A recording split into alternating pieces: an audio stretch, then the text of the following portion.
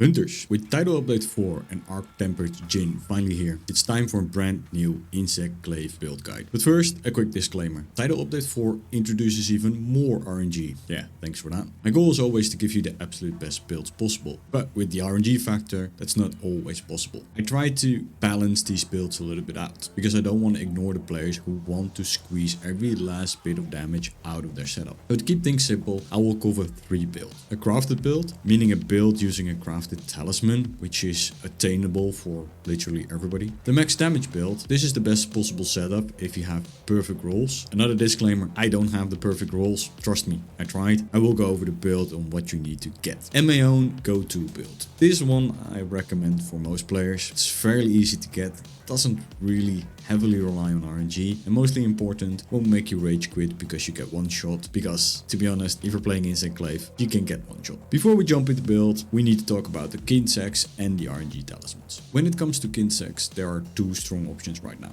The Foe Beetle and the Wisp Vesp. The Foe Beetle is perfect if you want Harvest Extract, making it easy to grab all 3 extracts consistently. It's currently the go-to choice for many speedrunners, and for good reason. It also provides a slight attack boost through weakness point focus, and the 3 Gathering Breath really shines when you get all 3 extracts back after a Rising Spiral Slash. Whisper Vesp is the second option. It's my go-to. It doesn't have the Harvest Extract buff, but it makes up for it with speed and fast charge. If you never tried the Whisper Vesp, I seriously recommend giving it a shot. It takes a little bit of practice, but trust me, you'll thank me later. But Saber, what about the Archmaiden? Look, monsters in Monster Hunter Wilds are fast. Archmaiden is not that fast. It's one of the slowest Kinsects in the game, and while Harvest Extract is nice, I just don't run it anymore because it's too slow. Add in weird Kinsect AI where it's sometimes just wander off doing its own thing, and having a slow Kinsect doesn't really help with that. I heavily favor Foe Beetle and Whisper Vesp over the Archmaiden. Doesn't mean the Archmaiden is bad, it's just slow and it just doesn't go into my playstyle, and that's why you see a lot of speedrunners also go over Foe Beetle over the Archmaiden. Talismans. I could go on forever about Talismans, but let's just keep this focused. Right now, the best in slot RNG Talisman is the Rarity 8 Talisman with 3 levels of attack boost and 1 level of Agitator and a weapon slot. There are some variations of this with Weakness Exploit, Burst, and those are absolutely fine as well. These are the talismans you're hunting for if you want to have maximum damage. That said, there's a lot of luck involved. I don't want to get too deep into the RNG hell here, but just don't get tunnel vision on one talisman. As you see later in my builds, I actually run something completely different to better match my playstyle. Now if we're talking the crafted talisman, the Challenger Charm 3 talisman is currently the best craftable option when it came out with Arch-Tempered Jin. Getting 3 levels of Agitator on one talisman is massive and gives you a lot of options in your builds. So if you don't have a strong talisman yet, go with this crafted one. It's consistent, reliable, and absolutely worth the getting. So let's quickly go into weapons.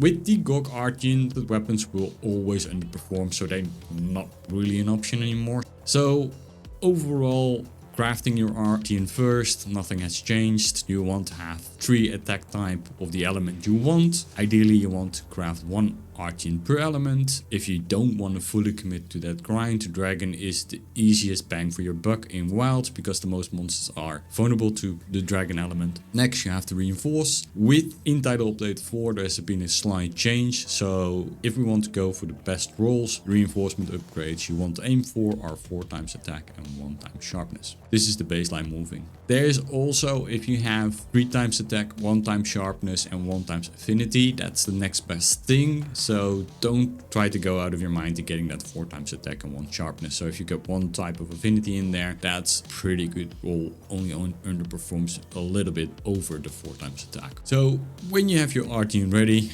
and maybe you already had your perfect Arch-Jin, time to upgrade to a GOG Arch-Jin. For the upgrade, you want to use the 3-time attack focus.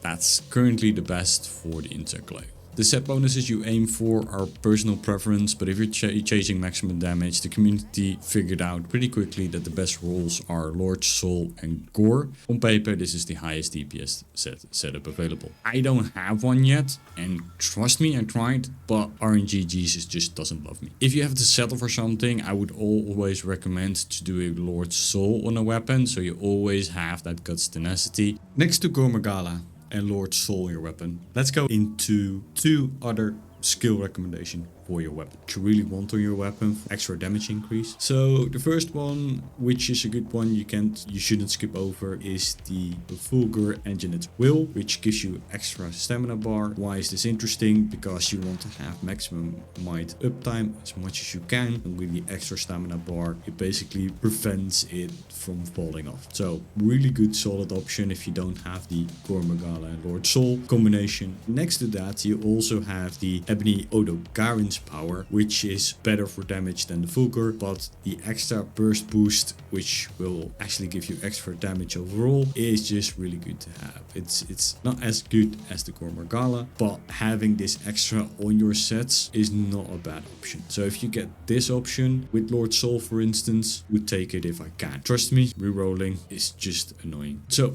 that's it for my skill recommendations for weapons. Good luck with rolling, good luck with RNG Jesus. Hopefully you will get some good rolls on your weapon. Let's get into the first build, the crafted build. You have low RNG, but high value in there. So go for the headpieces, you have the Raid Sandhelm Y. The chest, you have the Udra Meyermail Y. For the arms, you have the Raid Sandprices Y. For the waist, you have the Lagiagras Coil B. For the legs, you have the Lagiagras Greaves B. And you have the Challenger Jump 3. So this is the overall really good setup. Now let's go into the weapon decorations quickly. So for weapon decorations, currently I'm using the Critical Jewel 3 and Critical Jewel 2 for that maximum critical boost, finishing it off with the Flight Expert Jewel. My armor decorations are the Head Chain Jewel for the burst. For the chest, I've got 2 Challenger Jewels for the extra agitator. For the arms, I've got a Tender Jewel for the extra level of Weakness Exploit, and Earplugs Jewel for additional war resistance. For the waist, I've got a Counter Jewel and a Might Jewel. This gives you Counter Strike 3 and Maximum Mind 3, plus left with a level 1 slot for whatever you prefer. Legs give you an additional level 1 slot,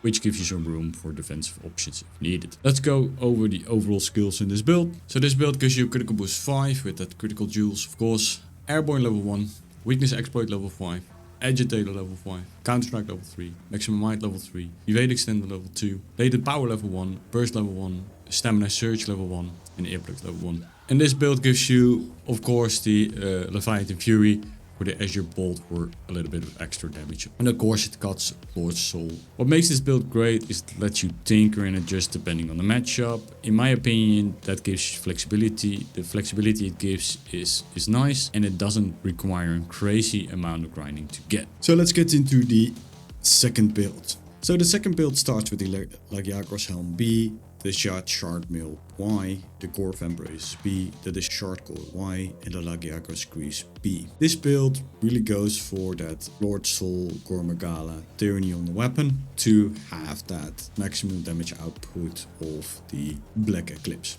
Quickly going over the overall armor decorations, you have the chain jewel for that burst on the head, you have the counter jewel for that level of counter strike on the head, you got a Saint jewel for that level of antivirus, chest, 2 counter jewels to get that counter strike level 3. On the arms you have the mighted jewel for 1 level of maximum might to get that maximum might level 3, and 1 set of earplugs just to get some extra resistance against roars. And on the coil and on the legs you have an extra Saint jewel just for that antivirus level 3. Of course, if you want to have the talisman, you want to have the best talisman available, the rarity 8 talisman with 3 times attack boost, an extra attack boost weapon decoration, and of course agitator level 1. In this one you can also switch. If you have a burst level 1, you can switch as well and then put the agitator level 1 in your helmet and switch. So this overall build gives you critical boost level 5, attack boost level 5, airborne level 1, agitator level 5, and then counter strike and maximum might level 3, antivirus level 3, weakness exploit level 2. You also get some bind resistance, which is good against the Jin Jihad, constitution, latent power, and burst. Finishes it up with an evade window level 1 and earplugs level 1. And then you have Jin Jihad Revolt, which is also extra if you get, especially for 80 Jin, which is really good. And of course you have the Leviathan Fury for that Azure Bolt for that little bit of extra damage, and you got Lord Sol. So overall a very solid maximum damage build. It doesn't really have that much resistances, so you don't really have a lot of room to put in fire resistance or thunder resistance against, for instance, Gormagios or Lagiagras, but it focuses pure on attack.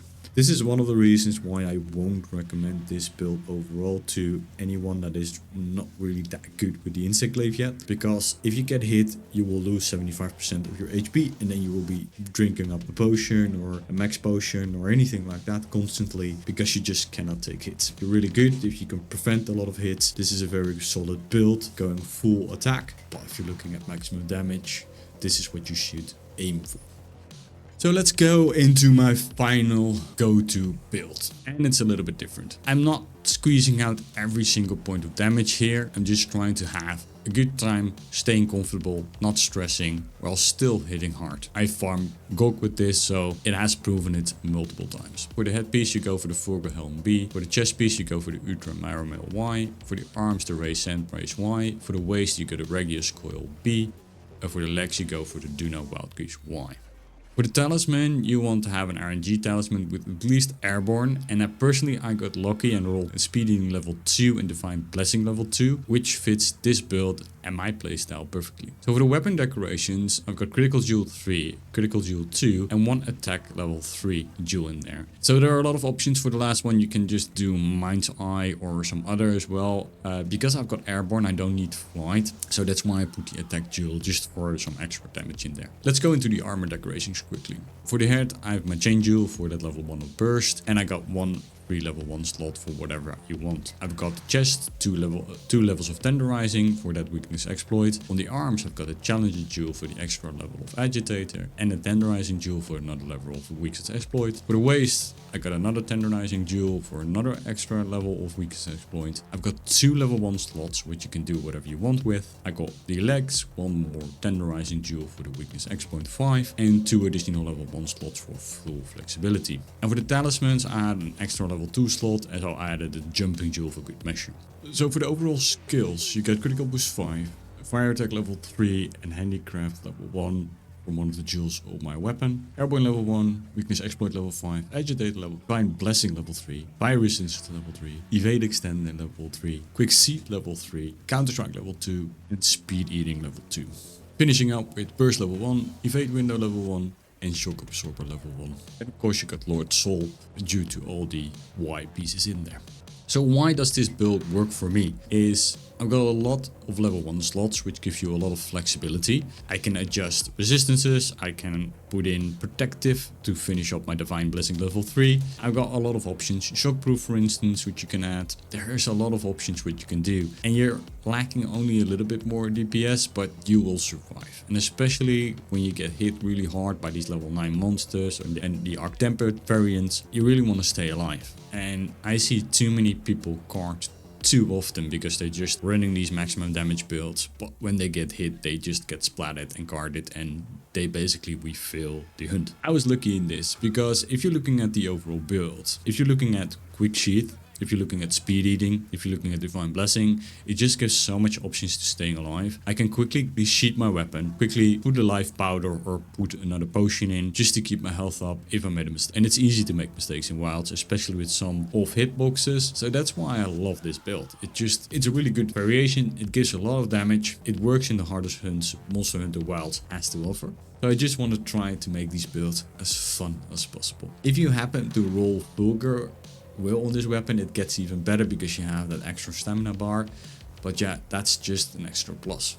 So that's it for my build guide for the Insect Glaive for Title Update 4. I hope you like the builds, try them out and let me know what you think in the comments below. If you want to support me, hit that subscribe button and like the video. And as always, stay sharp and happy hunting.